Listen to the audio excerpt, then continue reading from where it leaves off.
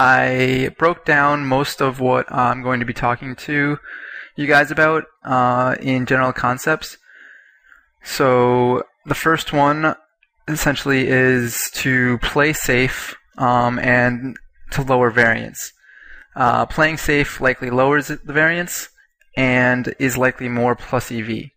So I say this because a lot of people in open-face Chinese are very tempted to go for big royalties and aggressive hand lines, playing hands that might not be optimally EV, but rather just gambling and having a good time and doing whatever. So if you're looking to gamble, this video might not be for you. I do touch on playing an aggressive strategy, but I don't think that trying to go for royalty every hand is going to be very profitable in the end. Going for royalties, however, may be worth it depending on the hand. So if you have something that's really going for your hand, like a 4 flush or trips, obviously those are going to be royalties that you're going to always want to go for. 2 pair are very good for making a full house. Open-ended straight draws can definitely be validated in trying to go for a royalty. So another concept that I've come up with is that building from the back is generally the right way to play. A lot of people with the introduction of Fantasyland and royalties up top, starting from 6s and higher, are very prone to go for Fantasyland and risk missetting their hand just for the sake of getting to Fantasyland or just for the royalties. And I think this is a big mistake. I think that any kind of strong hand that you can build, you're better off building with the bottom and going up. So if you have like a pair of queens and you have some other trivial cards in your hand that aren't really connected, putting the queens on the bottom is going to be the play almost 100%. And staying away from trying to gamble or to go for certain royalties is going to be plus EV for you in the long run for sure.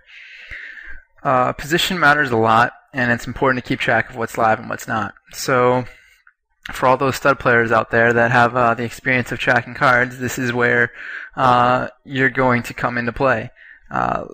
Understanding what's dead and what's not is huge and paramount to setting your hands in multi-way games.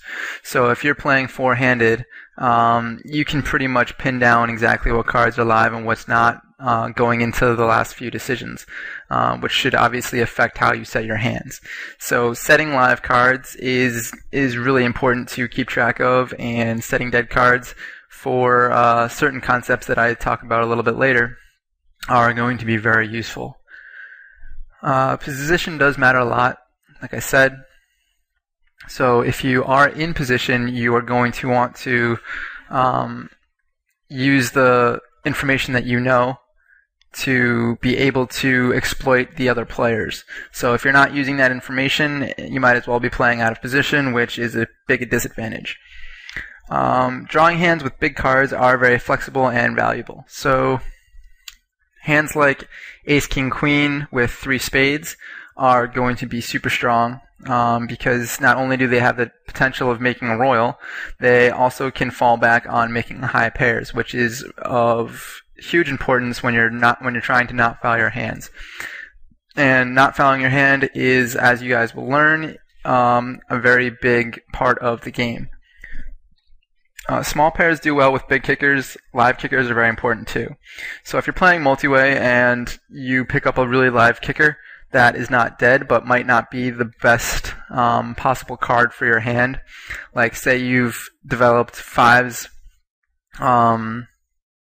say you've developed something like 5s or 7s in the middle, and you have a pair of 4s and you pick up a 9, well, obviously it's not going to be the strongest 2 pair, but if that 9 is more live than a queen or a king, it's going to be more valuable in making 2 pair for you because you have a better chance of doing so.